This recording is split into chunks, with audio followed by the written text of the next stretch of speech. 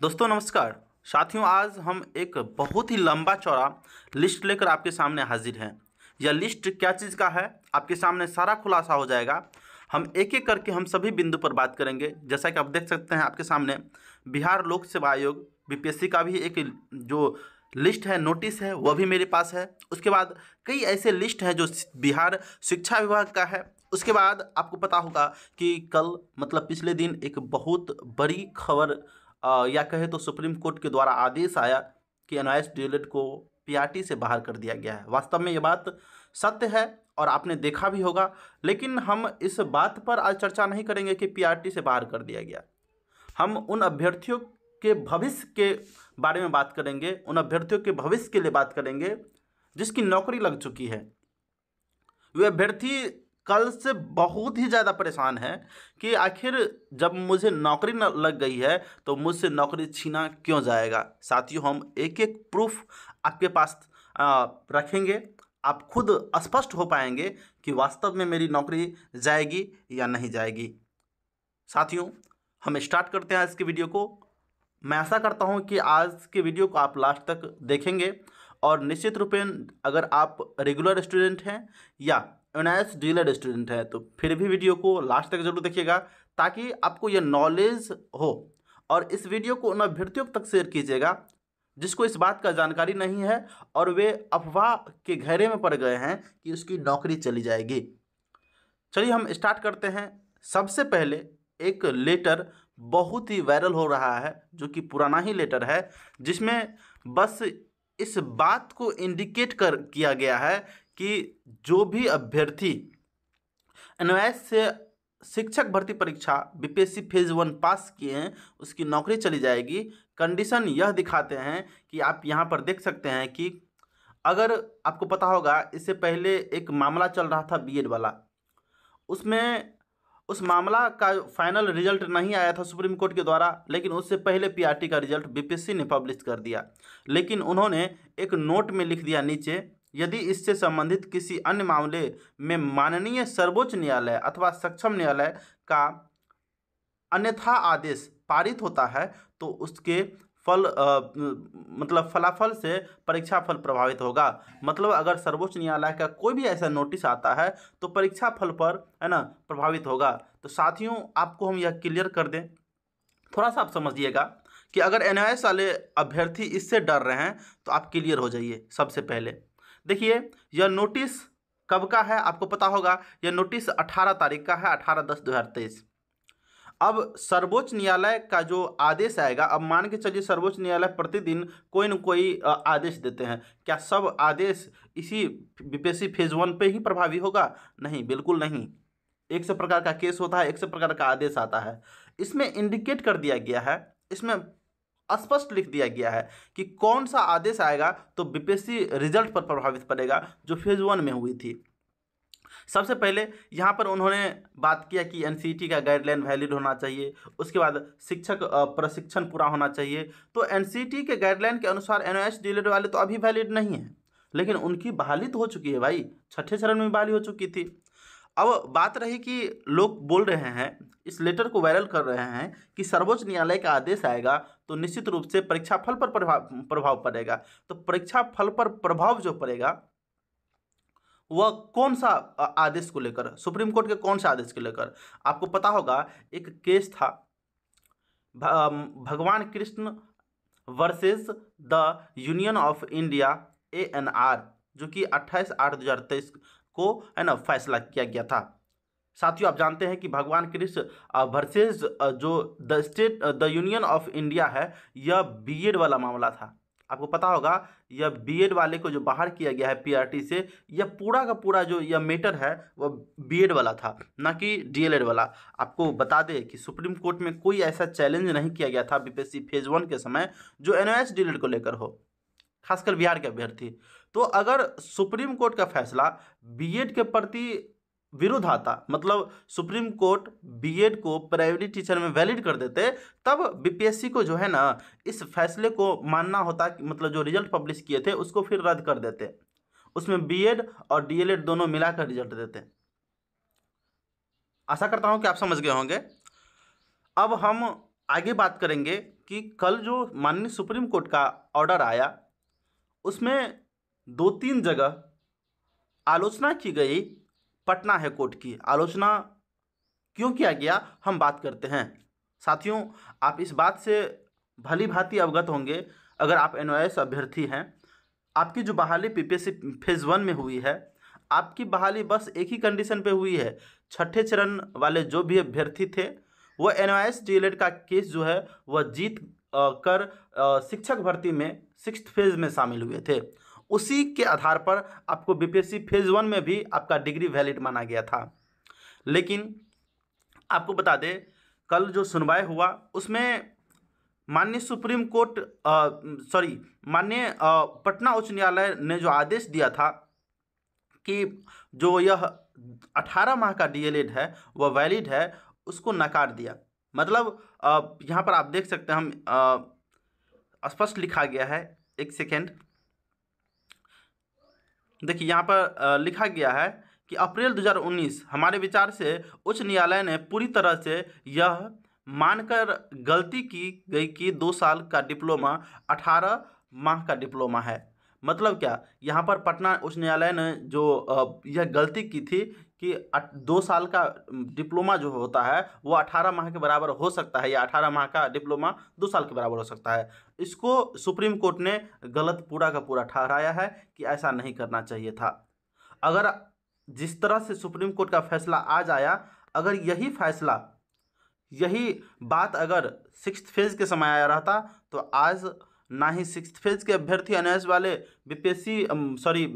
PRT exam में भाग लिए रहते, ना ही बीपीएससी फेज़ 1 के अभ्यर्थी पीआरटी में बहाल हुए रहते, क्योंकि वे बाहर हो गए हैं। अब बोलिएगा कि डीएलएड जो है वह क्यों कराया गया एनएस वाले का, हम यह भी बात करेंगे। लेकिन सबसे बड़ी मुद्दा पर जो आज हम बात करेंगे कि अभ्यर्थियों ने शिक्षा विभाग और बीपीएससी से यह मांग करना स्टार्ट कर दिया कि आपने जो बीपीएससी फेज़ 1 में एनओएस वाले डीएलएड को घुसाया है, उसका रिजल्ट दिया है, उसको रद्द करें। इसकी एक बड़ी लंबी चौड़ी लिस्ट है मेरे पास, हम एक एक करके चर्चा करेंगे। आप प्लीज़ वीडियो को अंत तक जरूर देखिएगा।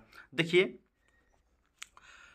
यहाँ पर थोड़ा सा आप देखेंगे, एक बार हम इंडिकेट यहाँ पर कर देते हैं। देखिए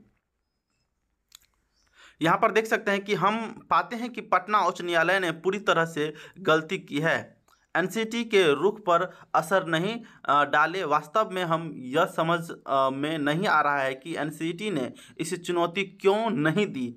आदेश तब दे जब उसका विशिष्ट रुख यह हो कि उक्त 18 महीने का पाठ्यक्रम है, यह केवल सेवारत उम्मीदवारों के लिए था और नए उम्मीदवारों पर लागू नहीं था। साथियों, यही जो चैलेंज था वह पटना में के उच्च न्यायालय में अभ्यर्थियों द्वारा 2019 में ही किया गया था, लेकिन पटना उच्च न्यायालय इसको गलत ठहराते हुए उसको वैलिड कर दिया था। लेकिन आज देखिए सुप्रीम कोर्ट का यही समझिए कि पटना उच्च न्यायालय को फटकार लगा है कि आखिर यह फैसला क्यों दी। अगर फैसला दी भी तो एनसीटी इस पर रुख अपना क्यों नहीं अपनाई, इसको चैलेंज करती। कहीं न कहीं साथियों, विभाग गलती करती है, व्यवस्था गलती होता है, लेकिन इसका खामियां कौन भुगतते हैं? अभ्यर्थी। तो साथियों, हम चलिए एक सुप्रीम कोर्ट का ही आदेश है, इसका हिंदी रूपांतरण है। आपको पता होगा कि दोनों मीडियम में, हिंदी में भी और इंग्लिश में भी आ जाता है, तो हिंदी का है, एक एक करके मैंने इसको इंडिकेट किया है। देखिए थोड़ा सा समझिएगा, जो अभ्यर्थी के मन में थोड़ा सा भ्रम है कि आखिर उनकी जॉब चली जाएगी, तो देखिए सुप्रीम कोर्ट का जो ऑर्डर है ना, उसमें स्पष्ट लिखा गया है, हूबहू स्पष्ट लिखा गया है कि आपकी जॉब नहीं जाएगी। देख सकते हैं सबसे लास्ट वाले लाइन में, पैराग्राफ में आप देख सकते हैं यहाँ पर लिखा गया है कि लंबित आवेदन यदि कोई हो उसका निपटारा कर दिया जाएगा उपरोक्त शर्त के आधार पर। मतलब ऊपर जो शर्त दिया गया है, बहुत सारा कंडीशन दिया गया है, उसको आप पढ़ेंगे, बारीकी से समझ जाएंगे, उसके आधार पर उसका निपटारा कर दिया जाएगा। मतलब अभी तक मान के चलिए कि कल जो फैसला आया है, कल 28 तारीख से पहले जो भी, आपको बता दें, पीआरटी के लिए, शिक्षक भर्ती के लिए आवेदन दे चुके थे और उसका एग्ज़ाम हो चुका था, उसका निपटारा कर दिया जाएगा। हालांकि यह कंडीशन बीपीएससी फेज 2 पर अप्लाई नहीं होती है। बीपीएससी फेज 2 में एनआईएस डीएलएड वाले अभ्यर्थी को वैलिड नहीं माना जाएगा। फिलहाल यह बात उस कंडीशन पर भी आधारित होती है कि बिहार सरकार क्या करना चाहती है और बीपीएससी क्या करना चाहती है। अगर बीपीएससी चाहे तो एनआईएस डीएलएड वाले को इस शिक्षक भर्ती में बीपीएससी फेज 2 में रख सकती है। जैसा कि आपको बताएं कि इस नियम के आधार पर लंबित आवेदन जो भी है उसको निपटारा किया जाए। लेकिन यहाँ पर लंबित का मतलब क्या हो गया, आप यहाँ पर एक बात समझिएगा, बीपीएससी फेज 1 की बहाली हो चुकी है, आप जानते हैं, लेकिन सप्लीमेंट्री रिजल्ट आना बाकी है। तो इसको आप लंबित मान सकते हैं, इसको लंबित मान सकते हैं कि सप्लीमेंट्री रिजल्ट में एनआईएस डीएलएड वाले को नहीं हटाया जाएगा क्योंकि वह लंबित आवेदन है। लेकिन आपको बता दें बीपीएससी फेज 2 यह लंबित आवेदन नहीं है, यह नए सिरे से अभी चल ही रही है। इसको सरकार जो चाहे अभी कर सकती है। तो इसी कारण सुप्रीम कोर्ट का जो आदेश है, आप जानते हैं कि माननीय सुप्रीम कोर्ट का आदेश सर्वमान्य होता है। अगर इसको नहीं मानते हैं तो फिर से चैलेंज होगा। तो इस तरह से आप समझ गए होंगे कि जो भी अभ्यर्थी फेज 1 में बीपीएससी फेज 1 में अपने रिक्रूट हो गया है, बहाल हो गया है, तो निश्चित रूप से आप वैलिड हैं, आपकी जॉब सुरक्षित है। और ऐसी ही सेम कंडीशन अप्लाई होता है जो भी 6th फेज में अभ्यर्थी अपना अप्लाई किए थे और वह जो है जॉब पा ली है, तो उसकी भी जॉब सुरक्षित है। चलिए हम आगे अब देख लेते हैं थोड़ा सा। यहाँ पर साथियों आपको बता दें कि यहाँ के बाद एक और कहानी अलग स्टार्ट हो जाती है। यह कहानी बिहार के उन तमाम अभ्यर्थियों के द्वारा रचा जा रहा है जो कहीं ना कहीं रेगुलर से डीएलएड किए हैं और वे चाहते हैं कि एनआईएस डीएलएड वाले अभ्यर्थी को हटा दिया जाए और बीपीएससी फेज 1 का रिजल्ट पुनः प्रकाशित किया जाए, जो कि संभव नहीं है।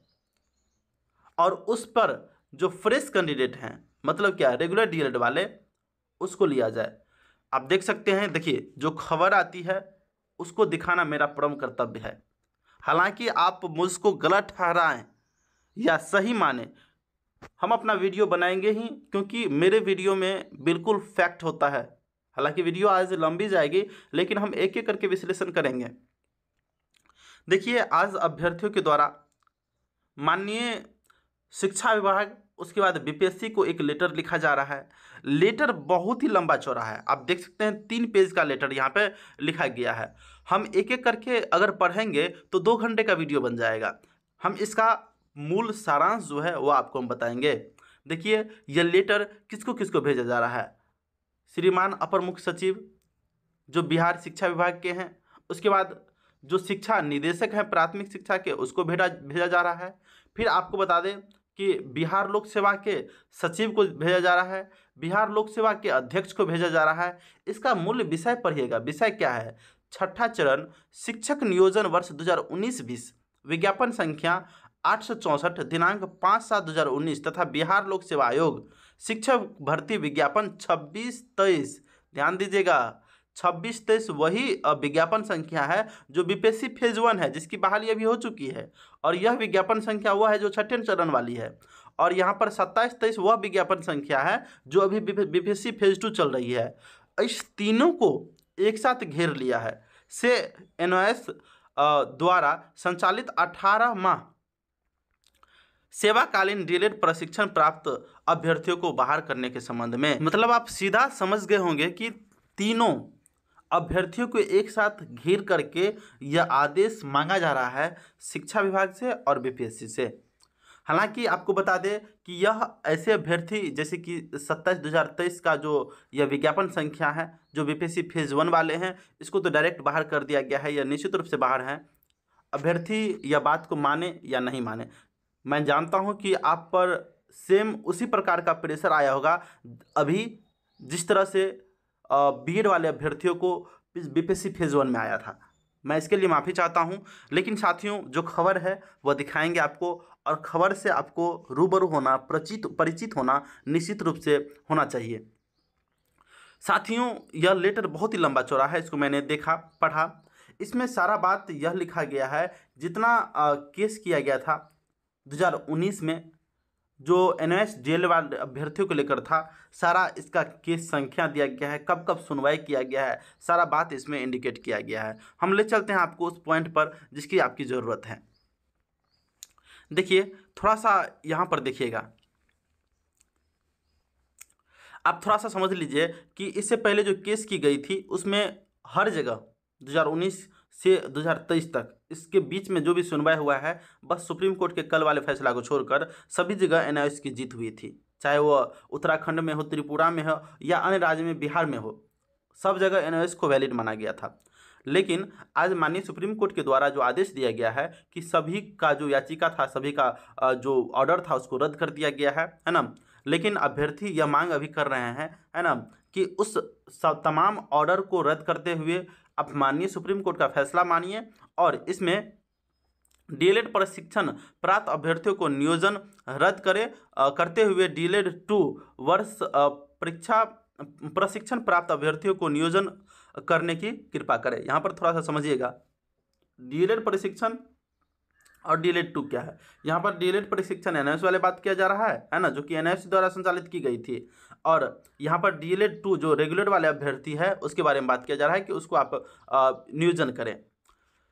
तथा श्रीमान बिहार लोक सेवा आयोग के पदाधिकारियों को भी यह आवेदन दे रहे हैं कि बिहार लोक सेवा आयोग द्वारा शिक्षक भर्ती विज्ञापन संख्या 2623, ध्यान दीजिएगा, हम बार बार यह रिपीट करते हैं, विज्ञापन संख्या 2623 वह विज्ञापन संख्या है जो बीपीएससी फेज 1 को बहाल किया गया है, में बहाल एनआईओ से 18 माह डीएलएड प्रशिक्षण प्राप्त अभ्यर्थियों को भी परीक्षा फल रद्द करते हुए सरकार उनकी नियुक्ति रद्द करने की अनुशंसा किया जाए।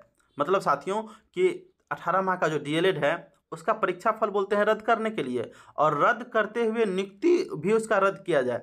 और साथ ही शिक्षा विभाग, बिहार सरकार तथा बिहार लोक सेवा आयोग से यह भी प्रार्थना करते हैं कि शिक्षक भर्ती विज्ञापन संख्या 2723 वह विज्ञापन है जो बीपीएससी फेज 2 है, में एनआईओ से 18 माह डीएलएड प्रशिक्षण प्राप्त अभ्यर्थियों को सम्मिलित नहीं किया जाए। अतः श्रीमान से निवेदन है कि उपरोक्त आवेदन में वर्णित तथ्यों तथा माननीय सर्वोच्च न्यायालय के आदेश दिनांक 13/12/2023 को सम्मान करते हुए उक्त आदेश में मांग को स्वीकार करने की कृपा की जाए। इसके लिए हम लोग श्रीमान का सदैव आभारी रहेंगे।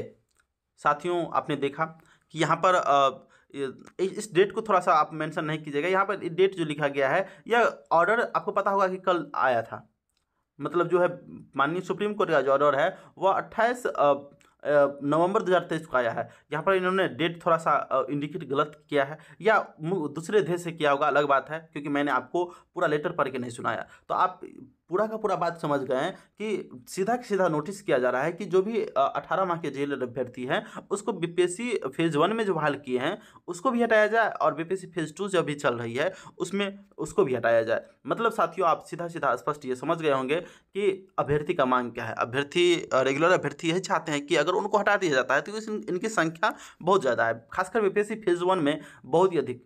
हालांकि आपको बता दें 6th फेज में कम अभ्यर्थी हैं, लेकिन जिसको जॉब लग चुकी है, जिसकी घर बस चुकी है, उसको उजारना थोड़ा सा गलत बात है।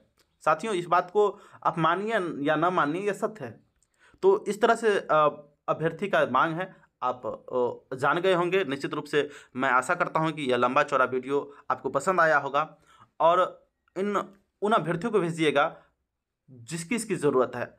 आप देखिए, हम आपको एक बार फिर से स्पष्ट कर दें, अभी जो मैंने आपको यह लेटर पढ़ के सुनाया यह ना ही किसी विभाग का है, ना ही बीपीएससी का है, ना ही कोई शिक्षा विभाग के द्वारा यह लेटर पब्लिश किया गया है। यह बस आपको बता दें, यह जो लेटर लिखा गया है, यह जो एप्लीकेशन लिखा गया है, यह आम अभ्यर्थी के द्वारा लिखा गया है, जो कि एक याचिका है, एक मांग है। इसको सरकार मानती है या नहीं मानती है इसे सरकार के ऊपर डिपेंड करती है, लेकिन यह मांग किया गया है। लेकिन मैंने जो आपको ऊपर बताया कि जो भी अभ्यर्थी नियुक्त हो चुके हैं, है ना, उसके जॉब पर कोई खतरा नहीं होगा, यह माननीय सुप्रीम कोर्ट का कहना है। अब इस कॉन्ट्राडिक्ट में आप खुद डिसाइड कीजिएगा, और मन ही मन आप समझ रहे होंगे कि वास्तव में आपकी नौकरी जाएगी या नहीं जाएगी। हम तो आपको स्पष्ट रूप से बता दिए। साथियों आज की वीडियो के हम यहीं पर अंत करते हैं। तब तक के लिए थैंक्स फॉर वॉचिंग। अगर वीडियो में अभी तक बने हैं तो